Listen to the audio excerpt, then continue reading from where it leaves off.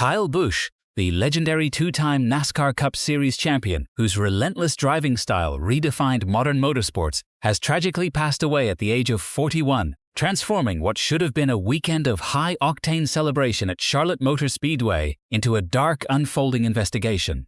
For decades, the man affectionately known as Rowdy survived the most violent impacts concrete walls and metal fences could inflict, standing as an indestructible pillar of American racing. Yet, just hours before the green flag was set to drop on the 67th annual Coca-Cola 600, the roar of his number 8 Chevrolet was replaced by an agonizing, permanent silence within the Richard Childress Racing garage. The public knew him as an elite athlete operating at the absolute peak of his physical powers, a fierce competitor who had just tasted victory on the track and seemed entirely untouchable. But behind the glossy corporate sponsorships and the roaring cheers of millions, a silent, predatory medical crisis was quietly dismantling his body from the inside out, completely hidden from the fans who idolized him. The truth is, while the world watched him master the high banks, Kyle Busch was privately suffocating, pushing through a catastrophic biological breakdown that culminated in a chilling emergency call from a windowless technical facility. What dark corners of the hyper-competitive racing world forced a legendary athlete to ignore his own body's desperate warning signs until it was far too late? Tonight, Inspired Stories takes you behind the closed doors of elite motorsports to uncover the exclusive timeline, the suppressed medical realities, and the haunting final hours of a champion who gave everything to the sport, only for the sport to demand his life in return. If you want to understand the hidden sacrifices of the icons we worship, hit that subscribe button now as we pierce the veil of corporate silence surrounding this American tragedy. To understand the gravity of the shockwave that hit the racing world, one must look closely at the deceptive timeline of Kyle Busch's final days, a period where public celebration completely masked a private biological catastrophe. Just days before the tragic announcement, Busch appeared at a popular indoor karting center in Durham, North Carolina, looking every bit the picture of elite athletic health. He was there to support his son Brexton, interacting warmly with fans, signing autographs, and showcasing that sharp, unfiltered charisma that had defined his entire career. Witnesses at the event later recalled that there was absolutely no outward indication of physical distress, no shortness of breath, and no sign of the exhaustion that was quietly dismantling his immune system. To the fans chanting his name, he was still Rowdy, the indestructible icon who had survived horrific crashes on the high banks of Daytona and Las Vegas. He moved with the effortless confidence of a champion who believed his own body was completely invincible, a mindset forged through decades of high-stakes corporate racing where acknowledging physical weakness was considered the ultimate competitive sin. But behind this flawless public facade, the internal gears of a multi-million-dollar racing empire were grinding heavily, putting immense pressure on an athlete who was already physically compromised. The modern NASCAR landscape is no longer just about driving a car. It is a relentless corporate marketing machine that demands a driver's constant physical presence for sponsor activations, public appearances, and strict media obligations. For a driver of Busch's legendary stature, the schedule was unforgiving, requiring him to fly across the country to fulfill corporate contracts, even when his body was screaming for rest. Those close to the Richard Childress Racing Organization whisper that the atmosphere behind closed doors was intensely strained, with massive financial commitments hanging on every single public appearance and race weekend. The culture of top-tier motorsports rewards the grit of pushing through pain, creating an environment where drivers routinely ignore clinical warning signs to avoid letting down sponsors, team owners, and millions of dollars in television revenue. Kyle Busch was a product of this hyper-competitive environment. A warrior who had conditioned himself to suppress physical suffering in order to maintain his standing at the pinnacle of American sports. When the sudden news of his passing finally fractured the morning silence on May 21, the contrast between his vibrant public appearances and his sudden expiration sent an unprecedented shockwave through American culture. The grief was not contained merely within the garage stalls of Charlotte or the grandstands of Bristol. It rippled outward into mainstream society, capturing the attention of national news networks and cultural figures far outside the world of motorsports. In regional sports arenas across the country, rough-edged fans fell into spontaneous, tearful silences for a working-class hero who had risen to become a titan of industry. Statements of profound condolence poured in from corporate boardrooms, political leaders, and global entertainment icons, proving that Kyle Busch had transcended the insular world of stock car racing to become a permanent fixture of the American identity. Yet, as the initial dust settled, a deep and unsettling wave of skepticism began to take hold among analytical observers who realized that a healthy, 41-year-old elite athlete does not simply vanish from existence without a deeper, hidden cause. The massive curiosity gap created by this sudden tragedy began to expose the dark, demanding corners of a sport that pushes human biology to the absolute breaking point, setting the stage for a complex medical puzzle that the racing community was desperate to unravel. To truly understand the tragic descent of this motorsports giant, we must look past the heavy commercial curtains and examine the invisible physical decay that began silently dismantling his body on May 10, 2026. On that warm afternoon at the grueling road course of Watkins Glen, Kyle Busch climbed into his cockpit, already battling what team insiders described as a severe, deep-seated sinus infection.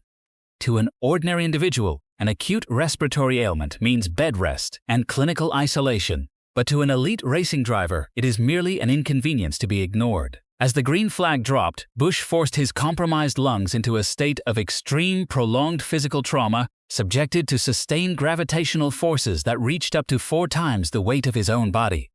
Every heavy, braking zone and high-speed corner slammed his internal organs against his ribcage, forcing the thick fluid from his infected upper respiratory tract deep into the delicate air sacs of his lower lungs. The intense, stagnant heat inside the uninsulated stock car cabin, which routinely spikes past 130 degrees Fahrenheit, acted as a horrific biological incubator. He was breathing in trapped, toxic carbon monoxide fumes and microscopic tire dust through an inflamed respiratory lining, creating a perfect storm for rapid bacterial colonization. As the race wore on over 90 exhausting laps, the radio communications between the number 8 pitbox and the cockpit grew increasingly strained, revealing a dark truth that corporate handlers desperately tried to downplay. The team audio captured Busch coughing with increasing, violent intensity, his breathing becoming ragged and shallow as he struggled to maintain his precise racing lines at nearly 200 miles per hour. Yet, because he was locked in a brutal points battle for the postseason, the thought of pulling the car behind the pit wall never even crossed his mind. The moment the checkered flag fell, eyewitnesses noticed that Busch did not perform his usual aggressive post-race routine, instead remaining slumped over his steering wheel for several long minutes. When he finally emerged from the windowless cockpit, his face was gaunt, his fire suit was drenched in cold sweat, and he immediately bypassed the waiting media members to seek shelter in the privacy of his luxury motorhome. It was in these hidden spaces that the true medical emergency began to surface away from the prying eyes of the public. Behind those tinted windows, the champion was met not by a team of independent pulmonary specialists, but by team-affiliated clinicians whose primary directive was to keep the driver active on the racetrack. Whisperings from within the inner circle suggest that Busch was given immediate, aggressive clinical interventions, including high-dose corticosteroid injections to rapidly reduce systemic inflammation and strong bronchodilators to open his collapsing airways. These powerful medications performed a dangerous clinical miracle, artificially masking his profound physical exhaustion and giving him a false sense of security while his white blood cell count was actively plummeting. The aggressive treatment plan allowed him to stand on his feet and face the cameras, but it completely stripped away his body's natural immune defenses, leaving his lungs entirely defenseless against a brewing, fulminant infection. By prioritizing immediate corporate availability over long-term biological recovery, the stage was set for a terrifying escalation, turning a common seasonal illness into a silent, internal predator that was rapidly preparing to claim his life. Despite the invisible, biological fire burning through his lungs, the sheer, unyielding willpower of Kyle Busch was pushed to its absolute limit on May 15, 2026, when he arrived at the Monster Mile in Dover. Underneath the bright, unforgiving Delaware sun, the two-time Cup Series champion climbed into a high-horsepower machine for a grueling Truck Series event, privately battling an increasingly severe, debilitating cough that left him visibly gasping for air between practice sessions. The corporate executives and high-paying sponsors watched from their air-conditioned luxury suites, completely blind to the fact that their star asset was relying entirely on heavy clinical interventions just to keep his eyes focused. When the green flag dropped, Busch put on a masterclass in aggressive driving, wrestling his vehicle around the concrete high banks with the violent precision that earned him his legendary moniker. By the time he crossed the finish line to secure a historic, hard-fought victory, the grandstands erupted into a frenzy of cheers, celebrating what looked like another routine display of racing dominance. But as the cameras zoomed in on the victory lane celebration, a handful of sharp-eyed motorsports journalists noticed something deeply unsettling beneath the standard corporate smiles. The champion was not celebrating with his usual high-octane energy, instead leaning heavily against the roof of his truck, his chest heaving violently as he tried to catch his breath under the heavy weight of his helmet. In the media center, immediately following the race, away from the cheering crowds, Busch gave a series of quiet, unusually candid admissions to a small group of reporters, noting that he had never felt this physically depleted in his entire 20-year career. He joked half-heartedly about a stubborn chest cold that he just could not seem to shake, but his raspy, strained voice told a far more dangerous story. Rather than checking into a specialized hospital for immediate pulmonary evaluation, the relentless momentum of the racing schedule dragged him directly into the high-stakes environment of the All-Star race just 48 hours later. This punishing, multi-million-dollar exhibition demanded short, explosive bursts of extreme speed and rapid defensive driving, subjecting his already compromised cardiovascular system to intense, repeated spikes in blood pressure. Every single lap around the high-speed oval acted as a hammer blow to his failing immune defenses, forcing his heart to pump blood at a frantic pace through heavily congested, inflamed lungs.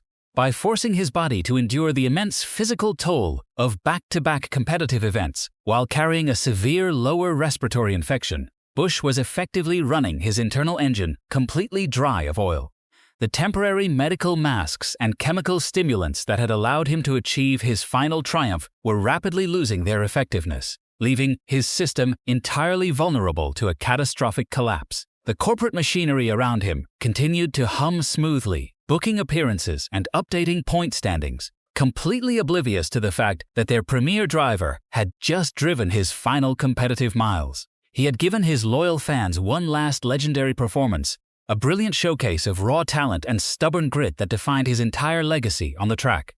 But the price of that final trophy was unimaginably steep, as the immense physical strain of the All-Star weekend completely shattered what little biological resilience he had left, setting the stage for a terrifying medical crisis that would unfold behind the high-tech, locked doors of a corporate engineering facility. The true and terrifying climax of this unfolding medical tragedy materialized at exactly 5:30 in the afternoon on May 20, 2026, within the sterile, ultra-modern confines of the GM Charlotte Technical Center in Concord, North Carolina. This massive, windowless complex serves as the high-tech brain trust for elite racing teams, housing millions of dollars in advanced simulator technology designed to replicate every bump, banking, and aerodynamic pocket of a real superspeedway. Kyle Busch entered this facility not to rest his failing respiratory system, but to subject himself to a grueling, multi-hour engineering session inside a motion-restricted simulator cabin. To the average observer, a racing simulator looks like a sophisticated video game, but for a professional driver, it is a violent physical crucible. The enclosed cockpit replicates the exact thermal stagnation, heavy steering resistance, and intense cardiovascular stress of an actual race car, demanding total muscular exertion and sustained spikes in heart rate from an athlete who was already biologically collapsing. As the simulation progressed, the combination of extreme corporate expectations and severe internal illness created a fatal trap. Locked inside the tight, unventilated pod, Busch was pushing his heart and compromised lungs to their absolute limits to shave off fractions of a second on a virtual track, completely ignoring the intense heat radiating from the electronic components. The clinical reality was that his lower lungs were already filled with fluid from a raging, unchecked infection, and the intense physical strain was causing his blood oxygen levels to plummet to dangerously low levels. After several long sequences of intense driving, the engineering staff noticed a sudden, erratic change in his inputs before the telemetry went completely flat. When they opened the heavy composite door of the simulator pod, they did not find a focused champion analyzing data, but a man completely incapacitated, stumbling blindly toward a nearby private restroom as his body finally gave up the fight against the overwhelming systemic infection. The raw horror of those final minutes was captured forever on a chilling 911 dispatch audio log that would later send shockwaves through the entire motorsports community. The facility coordinator spoke into the phone with a voice trembling with panic, desperately trying to convey the gravity of the medical crisis unfolding on the bathroom floor to emergency operators. The caller described a 41-year-old male who was semi-conscious, running an extremely high fever, and experiencing profound, life-threatening breathing distress. Most alarming of all was the caller's frantic detail that the patient was actively coughing up bright red blood, a clinical sign known as acute hemoptysis, which indicated that the capillaries in his lungs had entirely ruptured under the extreme physical pressure of the simulator session. The audio painted a haunting picture of an elite athlete, a man who had built a career on surviving high-speed crashes, completely helpless and suffocating on a cold tile floor while surrounded by millions of dollars in corporate racing technology. As the emergency operator tried to guide the facility staff through basic life support measures, the deep tension between human survival and corporate image management began to leak through the open phone line. The staff on scene was caught in a terrifying crossroads, balancing the immediate need for advanced trauma medical technicians with the strict, unwritten protocols of a high-security corporate facility. This dramatic breakdown inside the tech center exposed the dark reality of modern professional sports, where the line between a champion's ultimate dedication and systemic negligence becomes terrifyingly blurred. The desperate sounds of the life-saving measures performed by his colleagues in those final minutes proved that no amount of wealth, corporate prestige, or legendary willpower could override the strict laws of human biology when pushed past the point of no return. The subsequent arrival of emergency personnel at the corporate facility quickly exposed a deeply troubling conflict between immediate life-saving medical intervention and high-stakes corporate brand management. According to confidential sources close to the first responders, arriving paramedics were met with highly unusual and restrictive instructions from facility security as they raced toward the scene. The emergency crew was directed to silence their sirens and flashing lights as they approached the compound, a directive clearly designed to avoid drawing public attention or alerting nearby motorsports journalists to a major crisis within the technical center. Furthermore, rather than being guided through the main entrance where every second could be saved, the medical team was funneled through a discreet, heavily guarded rear loading bay. This calculated maneuver effectively delayed their access to the dying champion by several critical minutes, raising massive ethical questions about the facility's internal priorities. It appeared that even in a life-or-death scenario, the corporate machinery was actively working to contain a potential public relations fallout before a single medical diagnosis had even been established. Once the trauma team finally reached the unresponsive athlete on the bathroom floor, the clinical realities of his true medical condition immediately shattered any lingering corporate excuses. The initial assessment painted a terrifying picture of a human body completely overwhelmed by a rapid, systemic biological collapse that went far deeper than a simple respiratory illness. While initial corporate statements would later point to a sudden, unpreventable cardiac arrest, independent pulmonary specialists looking at the preliminary medical data strongly suggest a different narrative. The evidence points toward a severe case of fulminant double pneumonia that had been allowed to fester under the extreme physical stress of back-to-back race weekends. This massive infection had likely triggered a state of systemic sepsis, a catastrophic condition where the immune system attacks the body's own organs, causing a rapid drop in blood pressure and widespread tissue damage. Another prominent clinical hypothesis focuses on the very real danger of deep vein thrombosis, a common risk for athletes who spend long hours in tightly cramped cockpits and high-pressure simulators. This could have easily caused a massive pulmonary embolism, a fatal blockage in the lungs that perfectly explains his sudden inability to breathe and the acute hemoptysis recorded during the emergency call.